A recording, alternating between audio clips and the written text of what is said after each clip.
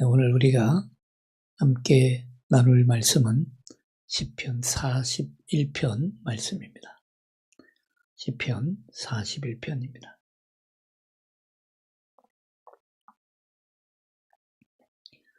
시편 41편 제가 봉독해 드리겠습니다. 가난한 자를 보살피는 자에게 복이 있으며 재앙의 날에 여호와께서 그를 건지시리로다. 여호와께서 그를 지키사 살게 하시리니 그가 이 세상에서 복을 받을 것이라. 주여 그를 그의 원수들의 뜻에 맡기지 마소서. 여호와께서 그를 병상에서 붙드시고 그가 누워있을 때마다 그의 병을 고쳐주시나이다. 내가 말하기를 여호와여 내게 은혜를 베푸소서. 내가 주께 범죄하였사오니 나를 고치소서 하였나이다. 나의 원수가 내게 대하여 악담하기를 그가 어느 때에나 죽고 그의 이름이 언제나 없어질까 하며 나를 보러 와서는 거짓을 말하고 그의 중심에 악을 쌓았다가 나가서는 이를 널리 선포하오며 나를 미워하는 자가 다 하나같이 내게 대하여 수군거리고 나를 헤아리고 꾀하며 이르기를 악한 병이 그에게 들었으니 이제 그가 눕고 다시 일어나지 못하리라 하오며 내가 신뢰하여 내 떡을 나눠 먹던 나의 가까운 친구도 나를 대적하여 그의 발꿈치를 들었나이다. 그러하오나 주 여호와여 내게 은혜를 베푸시고 나를 일으키사 내가 그들에게 보응하게 하소서. 이로써 내 원수가 나를 이기지 못하오니 주께서 나를 기뻐하시는 줄을 내가 알았나이다. 주께서 나를 온전한 종에 붙드시고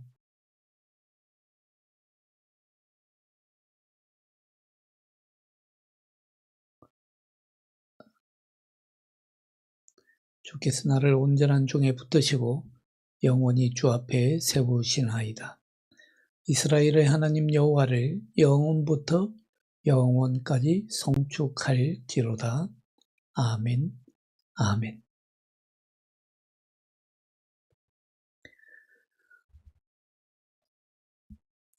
예수 그리스도께서는 산상수훈에서 긍휼히 여기는 자는 복이 있나니 저희가 긍휼히 여김을 받을 것이며 라고 말씀하셨습니다.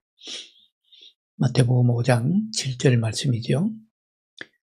긍휼히 여기는 자, 그런 사람을 하나님께서 긍휼히 여기신다 라는 말씀이죠. 마태복음 5장 7절의 이 말씀은 오늘 시편 41편 1절로 3절 말씀과 정확하게 일치합니다. 네, 시편 41편은 가난한 자를 대접할 줄 아는 사람은 그가 가난하게 되었을 때에 하나님이 도우신다라는 축복을 약속하고 있습니다. 잠언서 11장 25절에서도 구제를 좋아하는 자는 풍족하여질 것이요 남을 윤택하게 하는 자는 자기도 윤택하여지리라 라고 말씀합니다. 하나님께서 가난한 사람을 돕는 사람, 구제를 좋아하는 사람, 그런 사람에게 그에 합당하게 보응하신다. 그런 말씀이죠. 그런데 가난한 사람을 돕는 사람은 꼭 하나님 믿는 사람만이 아닙니다. 세상에 믿지 않는 사람들도 구제 활동을 하는 사람들이 많이 있습니다. 하나님 믿지 않아도 하나님 믿는 사람보다 더 많이 구제하는 사람들도 있습니다. 그렇다면 하나님 믿는 사람과 하나님 믿지 않는 사람에 무슨 차이가 있습니까?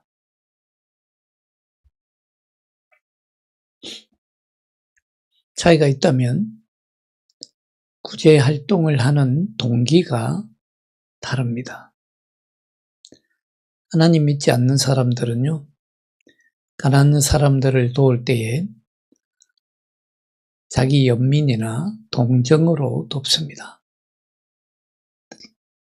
가난한 사람들을 도울 때에 동정하는 마음이나 연민의 정으로 돕는다는 말씀이죠. 그것도 아니라면 좀 더 나쁘게는 자기 업적을 자랑하기 위해서 돕습니다. 자기의 의의를 드러내기 위해서 구제 사업을 합니다. 그러나 하나님 믿는 사람들은요, 연민이나 동정하는 마음으로 돕는 것이 아닙니다. 자기 의의를 드러내고 자기 업적을 쌓기 위해서 돕는 것이 아닙니다. 하나님 믿는 사람들이 가난한 사람들을 돕는 이유는요, 그것이 하나님의 뜻이기 때문입니다. 그래서 하나님의 뜻에 순종하는 마음으로 돕습니다. 고린도후서 8장에 보시면 마게도니아 교회 성도들이요, 예루살렘 교회 성도들을 위해서 구제 헌금을 하게 됩니다. 예루살렘의 가난한 성도들을 돕기 위해서 이방인 교회, 마게도니아 교회 성도들이 구제 헌금을 합니다. 왜 구제 헌금을 하게 되었는지를 고린도후서 8장 5절에서 말씀해 주고 있습니다. 고린도후서 8장 5절에 보시면 먼저 자신을 주께 드리고 또 하나님의 뜻을 따라 우리에게 주었다라고 말씀하고 있습니다. 그러니까 마게도니아 교회 성도들이 먼저 자기 자신을 하나님께 드렸다는 겁니다. 그리고 하나님의 뜻을 따라서 구제 헌금을 하게 됐다는 것입니다. 그렇습니다. 우리 그리스도인들이 가난한 자를 돌보는 것은요, 하나님의 뜻에 순종해서 하는 것입니다. 여호와께서는 자원하는 마음으로 베푸는 사람들에게 어떤 상을 주실지 잘 아십니다. 그래서 오늘 2절, 3절에 보시면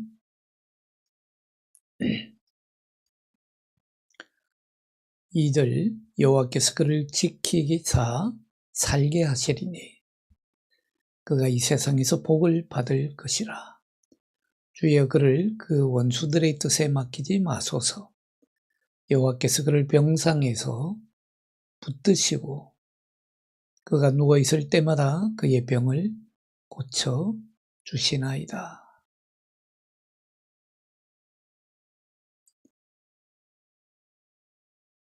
그러니까 가난한 사람들을 돕는 사람들은 이 세상에서 복을 받을 것이라 말씀하시고 병상에서 그를 붙들어 주시고 그의 병도 고쳐 주신다 라고 합니다.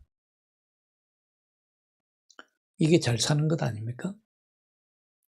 요즘 웰빙 시대라고 하는데요. 진정한 웰빙이라고 하는 것은 좋은 음식, 웰빙 음식을 먹는다고 해결되는 것이 아닙니다. 오늘 성경 말씀처럼 가난한 자를 보살피는 것, 사실은 가난한 사람이 아니죠. 가난하게 된 사람이죠.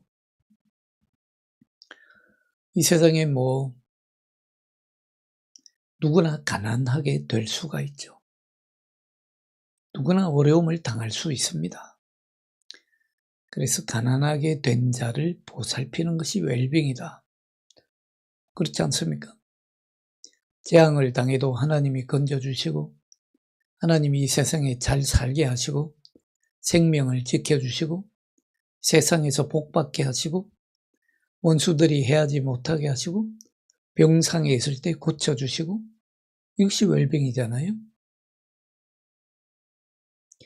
요즘 새벽에 보면 아침 저녁으로 운동 열심히 하는 분들 많습니다. 근데 아침 저녁으로 조깅을 아무리 열심히 한 몸도 헬스나 수영으로 아무리 열심히 다져놨던 몸도요, 다 무너지게 돼 있습니다. 잘생긴 사람도 무너지고 잘 나가는 사람도 무너지고 유명했던 사람도 다 무너집니다. 오래전에 신문에서 이런 기사가 난 적이 있습니다.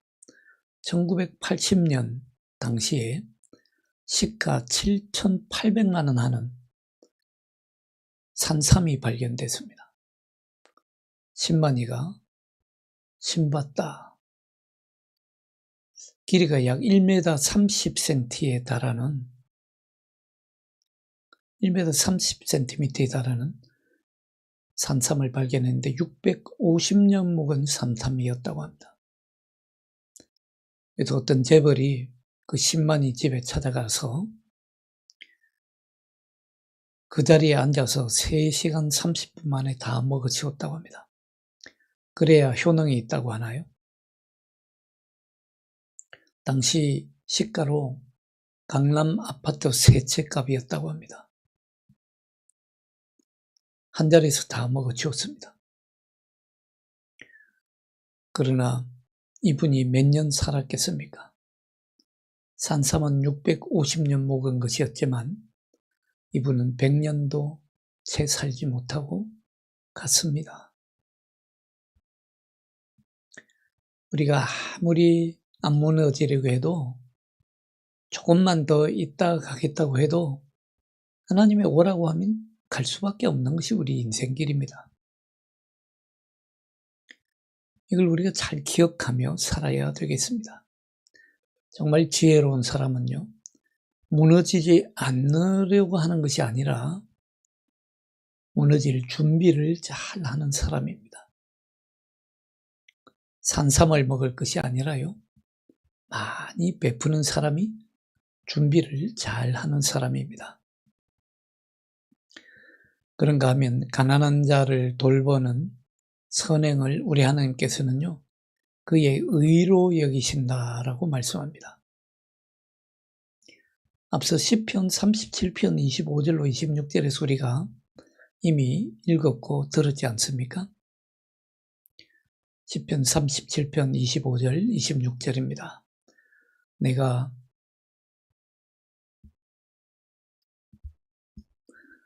어려서부터 늙기까지 의인이 버림을 당하거나 그의 자손이 글식함을 보지 못하였도다. 그는 종일토록 은혜를 베풀고 꾸어주니 그의 자손이 복을 받는도다. 여기서 의인이 누구입니까? 종일토록 은혜를 베풀고 꾸어주는 사람이 의인이라고 말합니다. 그런 사람은 자손이 망하지 않는다고 합니다. 자손이 복을 받는다고 합니다. 여러분, 자녀들이 잘 되기를 바라십니까?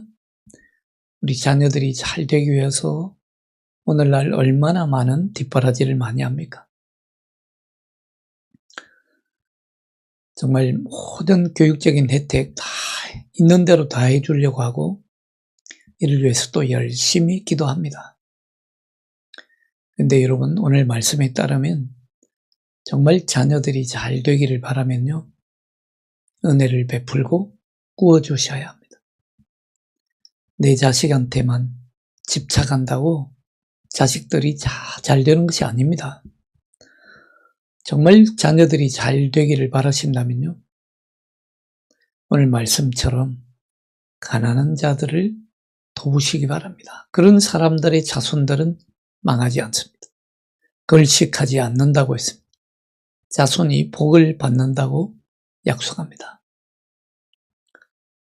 그런데 어떤 이유로 가난하게 되었다고 배반하고, 가난하다는 이유로 그를 멸시하고, 가난하다는 이유로 핍박하는 사람들도 있습니다.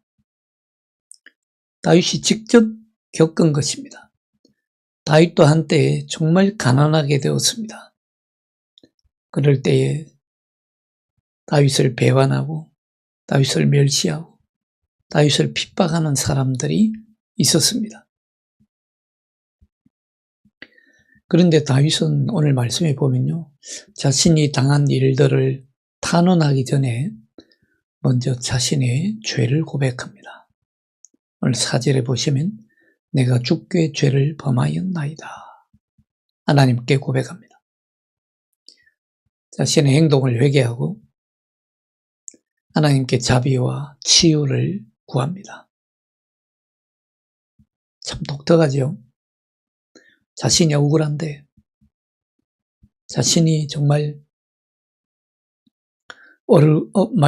말로 이루 말할 수 없는 억울함을 당했는데 자신을 돌아봅니다. 주님 앞에 내가 범죄하였나이다.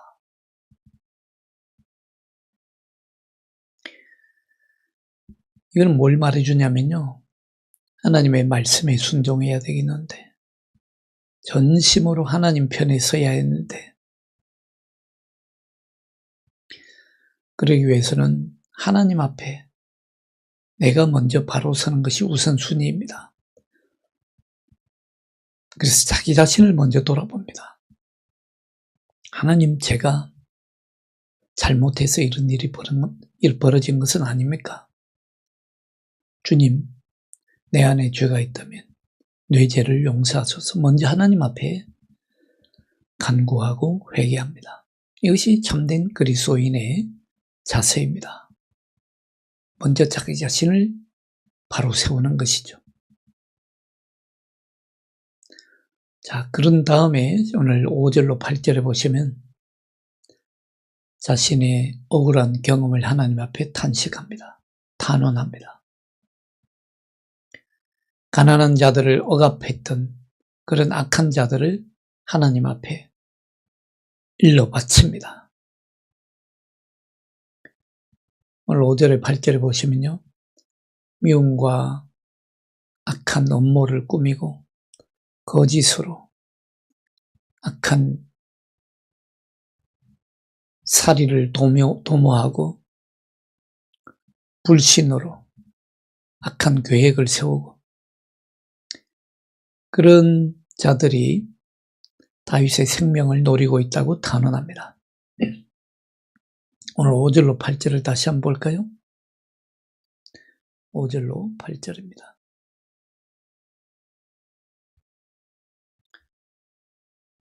나의 원수가 내게 대하여 악담하기를 그가 어느 때에나 죽고 그의 이름이 언제나 없어질까 하며, 나를 보러 와서는 거짓을 말하고 그의 중심에 악을 쌓았다가 나가서는 이를 널리 선포하오며, 나를 미워하는 자가 다 하나같이 내게 대하여 수군거리고 나를 헤아리고 꾀하며 이르기를 악한 병이 그에게 들었으니 이제 그가 눕고 다시 일어나지 못하리라 하오며. 보십시오.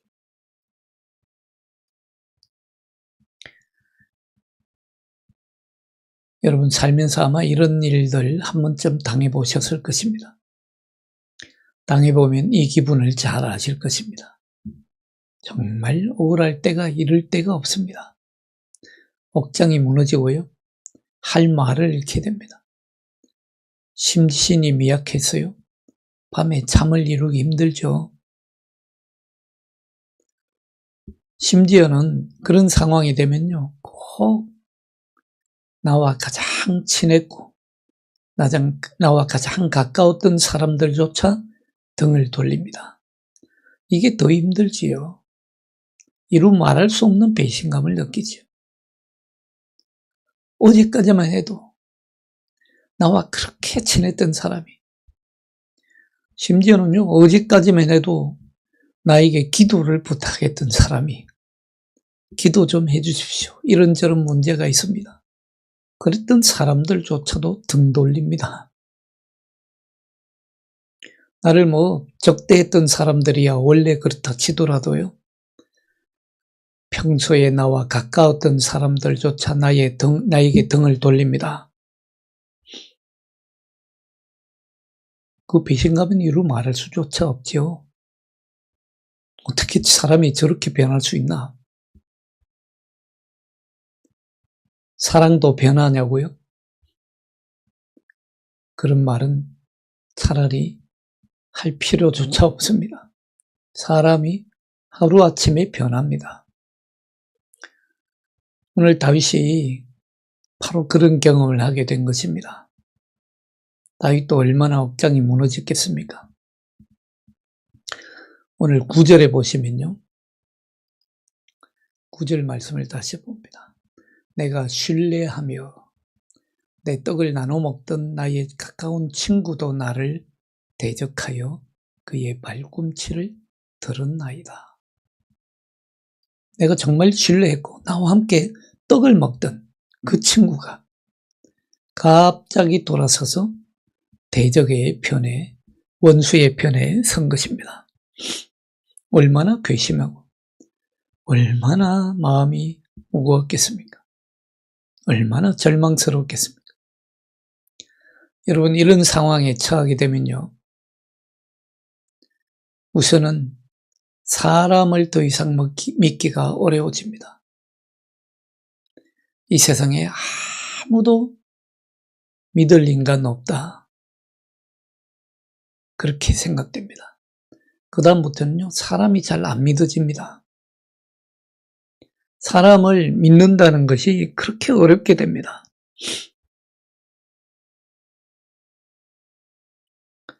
여기서 다윗이 나와 함께 떡을 먹던 가장 가까웠던 친구라고 부른 인물이 누구냐? 그 인물은 다름이 아니라 사무엘하 16장, 17장에 나오는 아히도벨이라는 인물입니다. 다윗이 아주 특별히 신뢰했던 사람이었죠. 그러나 압살롬이가 아버지 다윗에게 반역해서 반역을 꾀하고 왕위를 차지하고 앉게 되자 이 아히도벨은 다윗에게 등을 돌리고요, 압살롬 편에 서서 다윗과 그의 추종자들을 심각한 위험에 빠뜨리는 그런 관계를 꾸밉니다. 정말 악한 계획을 꾸미게 되죠. 사무엘하 16장에 보시면 이 아히도벨은 입에 담기 힘든 그런 악행을 저지릅니다. 온 백성이 보는 앞에서요, 압살롬이 아버지 다윗의 궁녀들과 동침을 하게 합니다. 왜 그렇게 합니까? 압살롬이 아버지 다윗을 섬기던 궁녀들하고 함께 동침을 하는 것을 백성들 앞에 보이게 되면, 이제 압살롬이 다윗보다도 훨씬 더 높은 위치에 있구나, 감히 압살롬에게 대적해서는 안 되겠구나 하는 그런 위험을 알리기 위해서였던 것이죠. 그런데 오늘 이 시편 9절 말씀은 나와 함께 떡을 먹던 자가 나를 배신했다라는 이 말씀은 예수님에 대한 예언이기도 합니다. 오늘 9절을 다시 한번 볼까요? 9절을 보시면 내가 신뢰하며 내 떡을 나눠 먹던 나의 가까운 친구도 나를 대적하여 그의 발꿈치를 들었나이다. 이 말씀은 예수님을 배반하고 은삼식량에 팔아넘긴 제자 가룟 유다에 해당되는 말씀입니다. 가룟 유다가 예수님을 배반하기 전에요, 예수님은 그가 배반할 것을 다 알고 계셨습니다. 마태복음 16장 23절, 마가복음 14장 20절에 예수님 말씀하십니다. 나와 함께 그릇에 손을 넣은 그가 나를 팔리라. 나와 함께 그릇에 손을 넣은 그 말씀을 오늘 본문 말씀으로 보면 내 떡을 나눠 먹던 나의 가까운 친구입니다. 그리고 요한복음 13장 18절에 보시면 내 떡을 먹는 자가 내게 발꿈치를 들었다 한 성경을 응하게 하는 것이라. 내 떡을 먹는 자가 내게 발꿈치를 들었다. 오늘 시편 41편 9절 말씀이죠. 그 말씀이 예수님에게 응했다라는 것입니다. 따라서 이 시편 9절의 말씀은 가룟 유다의 가정스러운 배신을 예언하는 말씀이기도 합니다. 그렇게 비열한 배신은요, 인간이 할 수 있는 가장 악한 타락의 한 모습이기도 합니다. 믿음은 없고요, 종교인 행사만 하는 사람들은 이런 배신을 잘합니다.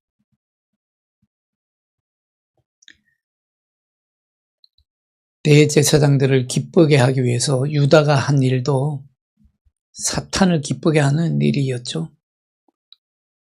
그것은 예수님의 고난의 잔에 가장 쓴 한 방울이었습니다. 예수님은 성경의 말씀이 그대로 이루어지도록 하기 위해서 자발적으로 그 잔을 마셔야 했습니다. 고난의 어려운 단계를 한 단계 한 단계 밟으셔야 했습니다.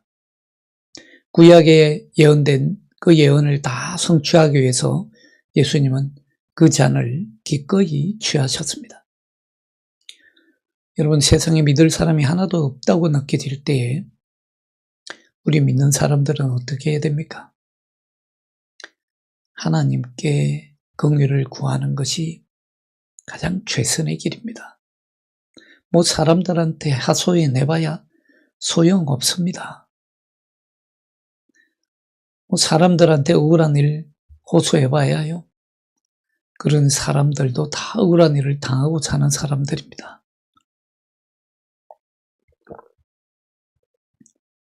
그래서 오늘 10절에서 보시면 다윗은 하나님께 긍휼을 베풀어 달라고 기도합니다. 다시 일으켜달라고 간구합니다. 이것이 압살롬의 반역이었다면 하나님께서 다윗을 다시 왕위로 복귀시킬 것을 그는 확신하고 있었던 것 같습니다. 그러나 다윗은요, 강제적으로 자기의 칼로 압살롬을 베어서 왕권을 되찾기를 원하지 않습니다. 하나님께서 자비를 베푸셔서 하나님께서 인정해 주심으로 왕권을 되찾기를 원했습니다. 하나님을 기쁘시게 하는 것이 그의 삶의 목적이었기 때문이죠. 하나님이 하신다는 것을 알았습니다. 하나님께서 다 하십니다. 그래서 사무엘하 17장 23절에 보면 아히도벨의 결국이 나옵니다. 어떻게 되었습니까? 사무엘하 17장 23절에 보면요, 이렇게 기록하고 있습니다.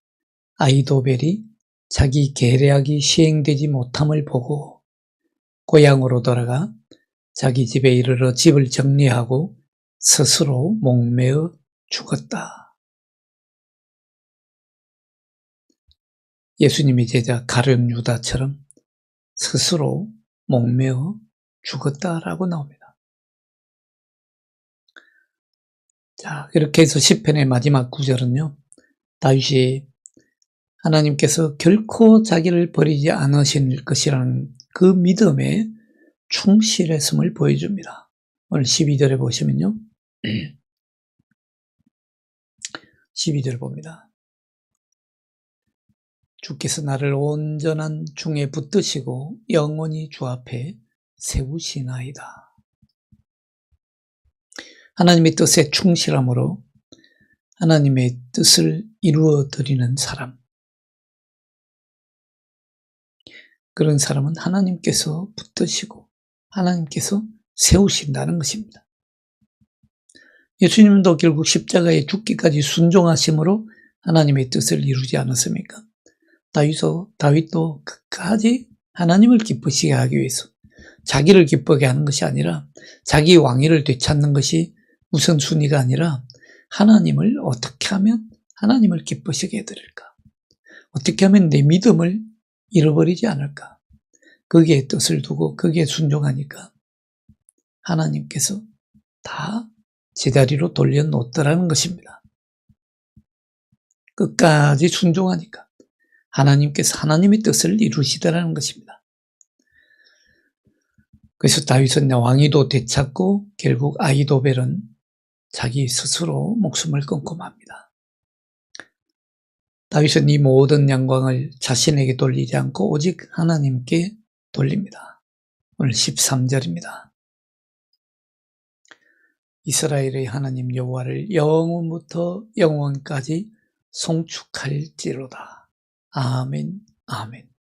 아멘을 2번이나 말하고 있습니다. 사랑하는 여러분, 결국은 우리가 마지막에 하나님을 찬송하는 것이 우리 인생의 뜻과 목적을 이루는 것이 아니겠습니까? 하나님은요, 공의의 하나님이시고 의를 바로 세우시는 하나님이십니다. 여러분, 세상에 믿을 사람 없다고 여겨질 때에 하나님께 일러 바치시고 하나님께 하소연하시고 하나님께 긍휼을 구하는 것이 가장 좋습니다. 그러면 하나님께서 해결하시고요, 하나님이 의를 세우십니다. 그러면 내 문제만 해결되는 것으로 끝난 것이 아니라요, 내 믿음도 잃지 않을 수 있고요, 내 문제는 해결됐는데 내 믿음을 잃어버리면 무슨 소용이 있습니까? 내 믿음도 잃지 않을 수 있고 하나님의 뜻도 이루어드릴 수 있습니다. 결국에는 하나님께 찬송과 영광을 돌릴 수 있습니다. 하나님께 간구하고 하나님께 엎드리고 하나님께 긍휼을 구할 때 이루어지는 일입니다. 여러분들, 하나님께 구하시기 바랍니다. 그래서 마지막에 하나님께 큰 영광과 찬송을 돌릴 수 있는 저와 여러분이 되시기를 축원합니다. 기도하겠습니다. 하나님 아버지, 감사합니다. 주님, 우리가 많이 베풀며 살게 하여 주옵소서. 많이 베풀므로 하나님의 자비와 긍휼을 입는 저희들이 되게 하여 주옵소서. 더 가지려고 애쓰기보다는 많이 베풀므로 내가 은혜를 입고 나의 자손들이 복을 받으며 하나님께 영광 돌리는 인생이 되게 하여 주옵소서. 이 세상에 믿을 사람이 아무도 없다 여겨질 때에 하나님 앞에 나아가 엎드려 하나님께 흡소하며 하나님께 긍휼을 구함으로 주님, 결국에는 찬송하는 인생이 되게 하여 주옵소서. 주 예수 그리스도의 이름으로 기도하옵나이다. 아멘.